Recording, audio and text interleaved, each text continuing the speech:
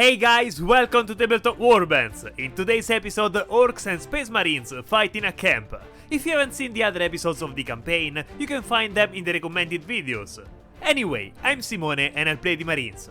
Hi, I'm Andrea and I'll play the Orcs. Before we started, if you are subscribed to the channel, welcome back! If you are not subscribed yet and want to help us, join our growing community now by clicking on the subscribe button. And don't forget to activate the bell so you don't miss the next battle reports. Thank you guys! After witnessing the awakening of the Necrons, the Space Marine skill team is forced to search for an escape route before being overwhelmed by the ever-increasing number of Necrons. The only viable route, however, is through a camp recently built by the Orcs skill team. The escape of the Space Marines is getting more and more difficult. Dealing with Orcs barricaded in their camp will not be easy, but there is no other way. Today's mission is defend the position. The two kill teams will have to deploy within these two areas. In this game there are 4 objectives and they are arranged in this way. The Orcs will have to defend the 4 important points in their camp, while the Space Marines will have to conquer them. For each objective controlled, the Marines score 2 victory points at the end of each turn. Orcs instead gain 1 victory point for controlling both primary objective markers and another victory point for controlling both secondary objective markers at the end of each turn. The player with the most victory points at the end is the winner. The game will last 4 turns. Both armies start with 2 command points, earning 1 point at the start of each round. The Space Marine kill team is cornered. Sergeant Mobius is forced to make a difficult decision on which the fate of his men will depend. A camp of Orcs blocks their escape route, but it is controlled only by a team of greenskins.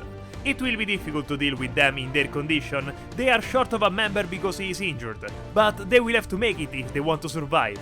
The kill team is composed of 6 river operatives, but one of them is out of action, so I will only be able to play 5 of them in this game. The river sergeant is armed with a special issue bolt pistol, bolt carbine and combat knife. Due to a battle scar received last game, Mobius has a -1 to shoot. The other 4 are river warrior operatives and are equipped with special issue bolt pistols and bolt carbines. I also assigned smoke grenade to a river and a grav chute to another, equipment that I already had from last game. The Space Marines also have surveillance system as an expansion of the base of operation. This will allow me to carry out 2 recon options in the scouting phase. After discovering the Necrons awakening place, the Orcs set up camp to organize and study their movements. Not even time to pitch the last tent that a group of Space Marines stormed the camp. Wipe them out before anyone notices your position. The team assembled by the commandos is composed of a Nob armed with Power Claw that in the last game suffered the battle scar and now he has a -1 to shoot as if he were injured. Then we have the Rocket Boy, Comms Boy and a Sneaky Grot who will be in charge of holding one of the objectives. Next in line, we have 2 operatives who prefer hand-to-hand combat, the Slasher Boy and Breacher Boy, the Sniper Boy who prefers to kill the enemy from afar, the Daka Boy who has seen a Mafia movie and now believes himself to be the Godfather, an Arsonist, the Burna Boy, and the most important operative, a Squeak Bomb. Then I spent 1 requisition point to take the asset Tactical Uplink. That allows me to use a freak tactical ploy every turning point. Then I gave the sledgehammer that I gained the previous game to the Daka Boy. Starting second, I have the opportunity to see how Andres deployed his kill team and act accordingly. Being outnumbered by 2 models to 1, I had to make a tough choice about deployment. Put the conceal order to the Marines and attempt to get close to the objectives somehow, or take a risk and leave the engage order to fire at the Orcs and thin out the number. I've decided for the engage order so to allow the Marines to use their weapons. The Emperor approves. The river with the grav chute and 2 other Marines are lined up in the center in full view, ready to dash forward. The leader and another river are instead behind the tent to hide from the sight of the Orc sniper. Being the defender, I had to deploy first, so I tried to balance the team so as not to leave one objective more exposed than the other. To protect objective 1, I put the 2 fighters, while on objective 2, I put the Squeak Bomb and the Flamer. Between the 2 objectives behind the tent are the Nob and the Daka Boy, who are ready to reinforce one of the 2 objectives in case they get controlled by the enemies. Behind, on the other hand, I put the Grot in control of objective 3 and the Sniper Boy in control of objective 4. I kept the guns close to the sniper to give him more action, while the Rocket Boy is ready to shoot any enemy that will cross the barriers. It's time to do the scouting phase. Each of us chooses a number of dice equal to the corresponding number of the choice, 1 for Fortify, 2 for Infiltrate and 3 for Recon. Blue dice for the Space Marines and green dice for the Orcs. We both chose Recon. As the defender, I start the scouting phase, so my loyal Squeak Bomb dashes forward behind the barricade. I have 3 Marines who can move in this phase. The first is Laszlo, who moves into cover thanks to the scouting action. The second is Atreus and moves thanks to the surveillance system. The third to move is Finn, who uses his graph chute to better position himself before the firefight phase begins. In the first round, I used the strategic ploy Bolter Discipline for 1 command point, thanks to which my marines can perform the shoot action twice during activation. I will need it to eliminate as many orcs as possible in the first round. I spend 1 command point on the strategic ploy Warg! When in combat, if I roll 2 or more normal hits, I can keep 1 as critical. This Squig is too close to my models, it will be my first target. Atreus fires on him with his special issuable pistol, 4 shots at 3+. All hit, including 1 critical. There are 13 wounds with a -1 penetration. Oh, come on! You could have at least let him charge. Poor Squig. Ha! No mercy. With his second shooting action, Atreus targets the Slasha Boy, using the Bolt Carbine this time. The Orc could cause problems for the Marines in combat. 4 more shots at 3+. Double critical! That hurts! No penetration, so I save with 3 dice at 5+, of which 1 passes automatically thanks to the cover. Double 5! With this roll, I can block a critical and a normal hit. To avoid taking damage, I use the tactical ploy Just a Scratch for free thanks to tactical uplink, and ignore the damage of the remaining critical dice. With the last action available, Atreus throws a smoke grenade next to the tent in front of him, so as to block the view of the Orc sniper. Mayhem, my Dakka boy, moves forward to see the river who just activated, and then uses his ability Dakka Dash to shoot and dash inside the smoke, then targets the marine and shoots 5 shots at 4+. Just 3. Thanks to the ability of his weapon, I can reroll failed shots. And fail again. 3 dice to save at 3+.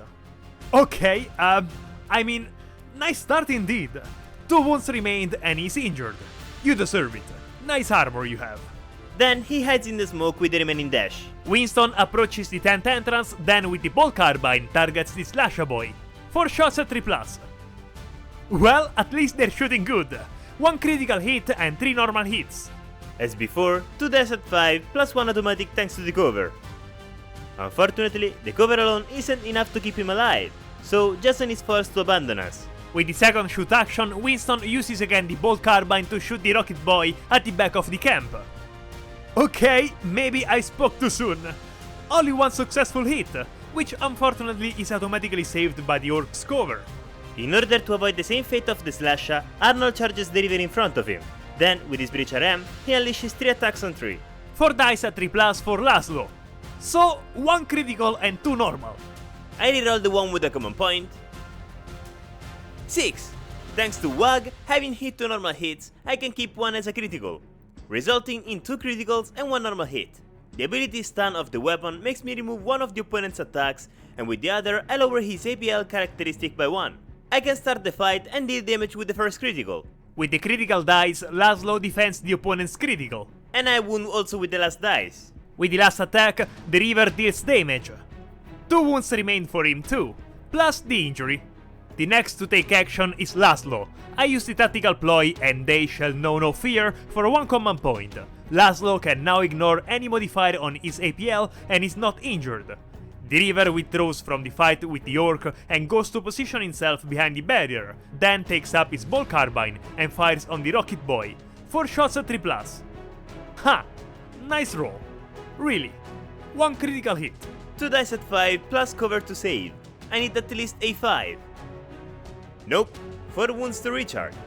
The next operative to activate is Richard, who targets the river behind the tent and shoots him 5 shots at 4+. Thanks to his ability Boom Boy, I can reroll the failed shots, hitting 2 normals and a critical. With -1 penetration and the cover, I only have 1 dice to roll at 3+. Obviously a 2. E2 is left with only 2 wounds. It seems to me that it's becoming a trend. Mobius activates and with the first action he moves to a spot where he can see some orcs. Facing the Breacha Boy, he grabs the pistol and opens fire on him. 4 shots at 3+ due to the battle scar. Huh, great! The battle scar really has to distract him a lot. Only 1. -1 penetration, so I save with 2 dice at 5+, missing both and taking 3 more wounds. Shaking his head to try to focus, Mobius again attempts to shoot him with his last action. 4 more shots at 3+. Finally, 1 critical hit and 2 normal hits. Okay, I see. He's dead. And the Breacha Boy is removed from the battlefield. Terry with his first action gives 1 APL to the sniper behind him and then moves behind the barrier to control objective 4. Finn activates and moves next to Laszlo to give him support. After grabbing his carbine, Finn shoots to the Rocket Boy on the other side of the camp. 4 shots at 3+. 3 normal hits. No penetration, so save with 2 dice at 5+, and 1 automatically for the cover. Just 3 wounds through. Finn tries to eliminate his target for good by shooting him one more time. 2 critical hits and 1 normal hit. Ouch! As before, 2 dice at 5 plus cover. Nothing to do. Unfortunately, Richard is also removed from the battlefield. Thanks to the APL given to him by the comms, Erwin moves, and to avenge his friend, he targets the River who had just fired with 6 shots at 3. Hitting them all, including a crit. 3 dice to save at 3+. Great! 1 critical defense and 2 normal. That means he survived. With 2 mortal wounds in addition to the damage, Finn is left with 4 wounds and is injured. Having finished the models to activate, I can start with the Overwatch. Finn attempts to wound the enemy leader by firing 4 shots at 5+ with the carbine, for Overwatch and injury. Just a critical hit. No penetration, so to save the crit, I need at least a 4.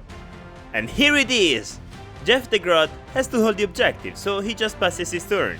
Laszlo, also with Overwatch and injury, fires 4 shots at 5+ against the Nob.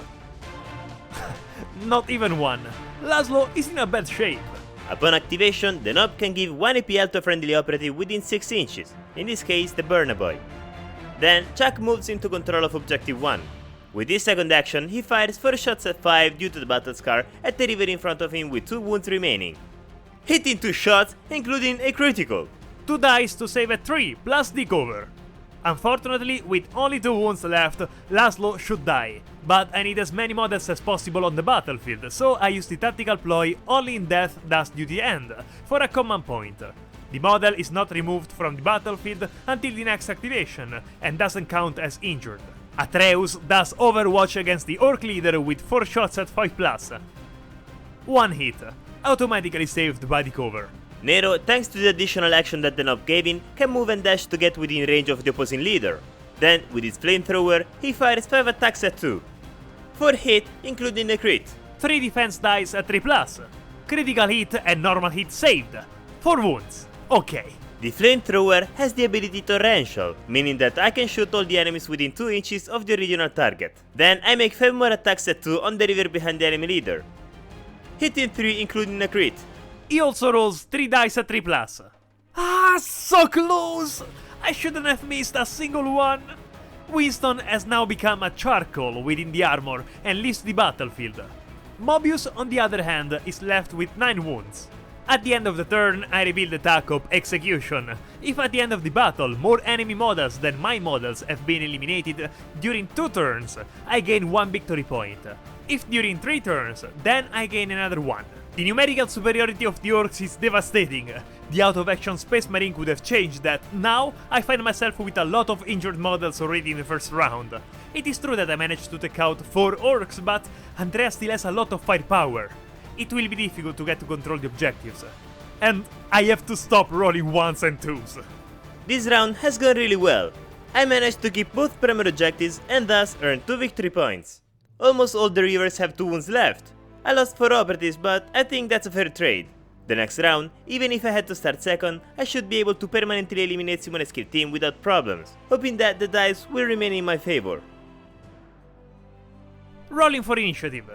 Yes, just what I wanted. 1.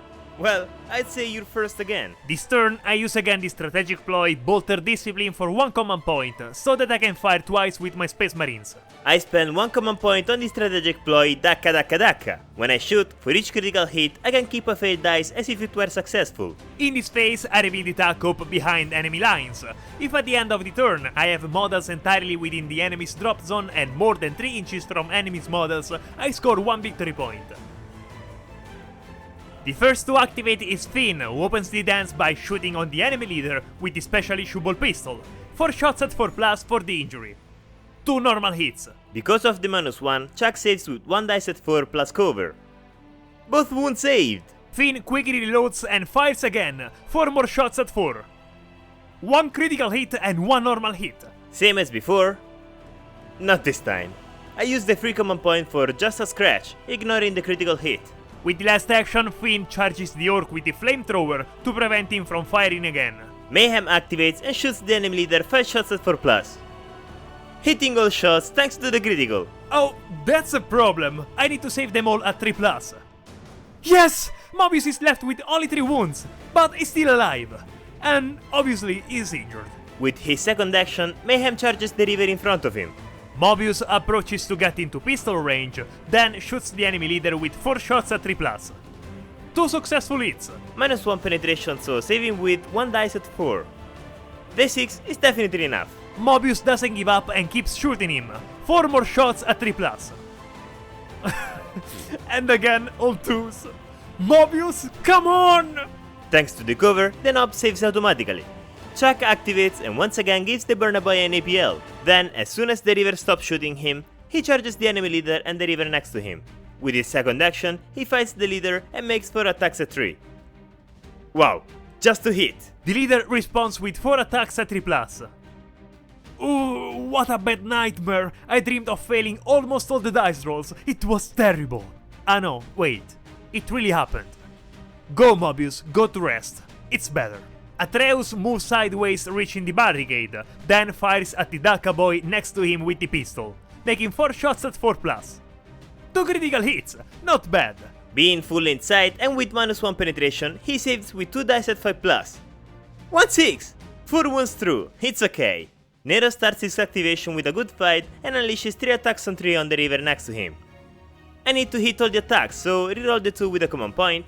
Hit! Finn responds with 4 attacks on 4+. 2 normal. I start the fight dealing damage with the first attack. He has no chance to survive, so Finn does damage. And with the second attack, he knocks out the river. Another river leaves the battlefield. But weren't the Space Marines the ones who conquered planets with even a single Astartes? With the second action, Nero turns and fires on the river near the barricade, making 5 attacks on 2. Hitting all shots thanks to Dakka Dakka Dakka. You don't even have to try to defend yourself. Atreus catches fire and collapses to the ground. Goodbye, Atreus. Laszlo disengages from the fight and with his last action opens fire with the pistol on the Dakka boy. 4 shots at 4+.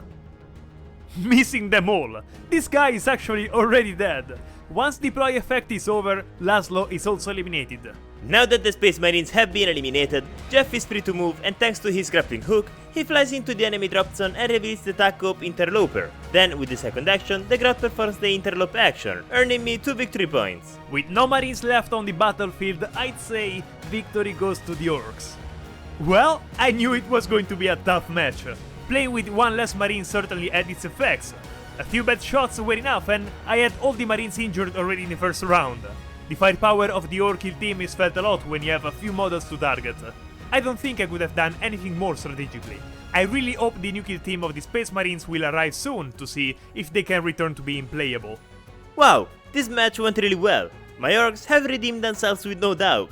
Although I lost 4 operatives in the first round alone, Simone wasn't able to do anything. This was definitely not a 5 model mission. With this victory, they can safely keep an eye on the movements of the Necrons and prepare properly for the next fight they will face. At the end of the game, each operative who has been eliminated must take a casualty test to see if he's dead or has suffered battle scars. A d6 is rolled. On a 2+, the test passes. With 1, the operative suffers a battle scar, and with a second one, the operative is dead. Again, luck for my Marines has run out. We had the first one on Atreus, which turned out to be lingering ailment. In the next game, he will have the movement reduced by 1 circle. The second one came for Finn. At least this time the second roll resulted in a 6. Cerebral Affliction. It does not get a battle scar but cannot gain experience for this match. The others passed the test with no problems, especially Mobius, who had failed in the last game. The leader then tries to remove the battle scar he already had at 5+, but unfortunately fails and keeps it. My Orcs fallen in battle also had to pass the casualty test, starting with the Rocket Boy, who immediately rolls a 1. I use the requisition point to reroll and barely save him. Then it's up to the Slasher Boy, who also rolls a 1. But in the roll for the battle scar, he manages to make a nice 6 and does not suffer any scar. The Breacher Boy safely saves himself and the Squeak Bomb passes the test automatically thanks to his ability. The Nob instead rolls to see if he can heal from his battle scar at 5+. Perfect! He's healed! At the end of the game, having earned the maximum possible victory points of the mission, thanks to the requisition Grab the Loot, I can roll a d3 to recover requisition points. Just one. It's okay. And with this we conclude. If you like our content and want to help us grow the channel, we have an account on the platform Buy Me a Coffee where you can support us with donations. Any help you can give us to improve the channel is welcome. We are counting on you. The link is in description. And if you have come this far, write the word Daka Daka Daka in the comments to let us know. You are the best. And if you are not yet subscribed, subscribe to the channel. If you like the video, leave a like and write us in the comments. We are always curious to know what you think. That's it, guys! See you next video!